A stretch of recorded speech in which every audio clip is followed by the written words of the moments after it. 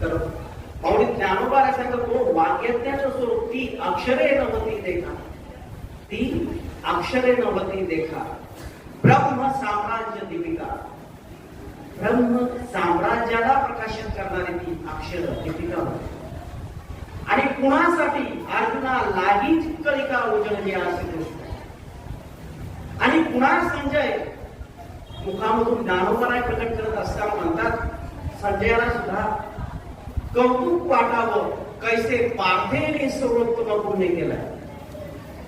या पार्थाचं असं काय पुण्य आहे, सारथ्य करतो तिथपर्यंत ठीक आहे, परंतु जे इतकं श्रेष्ठ परमश्रेष्ठ गीता ज्ञान आहे ते ज्ञानाचा अधिकारी श्रोता हा भक्तराज किरीटी अर्जुन निवडलेला आहे.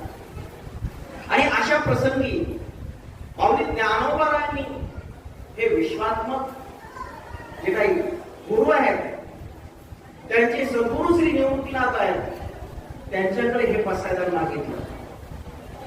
ज्ञानोबारायांनी पसायदान मागत असताना महत्वाची गोष्ट आहे, विश्वात्मक देव हेही गुरुच आहे आणि गुरु हेच माझे विश्वात्मक देव आहे.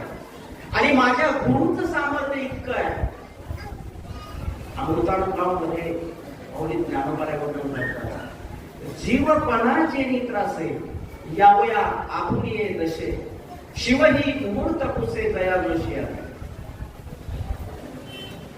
जेव्हा भगवान शिवांना समाधी अवस्थेत जायचं असतं तेव्हा त्या समाधी स्थितीला जाण्यासाठी योग्य मुहूर्त जे सांगतात ते माझे सद्गुरू आहेत. आणि असे भगवान शिवांना समाधी स्थितीचा मुहूर्त ठरवून सांगणार आहे. पण भगवान शिव ज्यांना स्वतःहून विचारणार आहे असे माझे नाथ आहे, असे माझे श्रीगुरु निवृत्तीनाथ आहे. इतकं सामर्थ्य असणारे माझे श्रीगुरु आहे. माझे श्रीगुरु काय काय श्रीगुरु विषयी ज्ञानोबारायांची कृतज्ञता आणि या श्रीगुरु विषयी कृतज्ञता का आहे. ज्ञानोबाराय गुरुचं महत्व सांगतात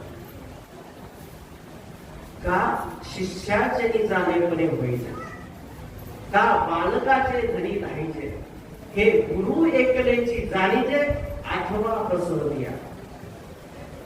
आजच्या व्यावहारिक जीवनामध्ये आज जी शिक्षण पद्धती आहे तिला विद्यार्थी केंद्रित शिक्षण पद्धती म्हटलं जातं, चाइल्ड सेंटर्ड एज्युकेशन सिस्टम. विद्यार्थी हा केंद्रीभूत मानला जातो.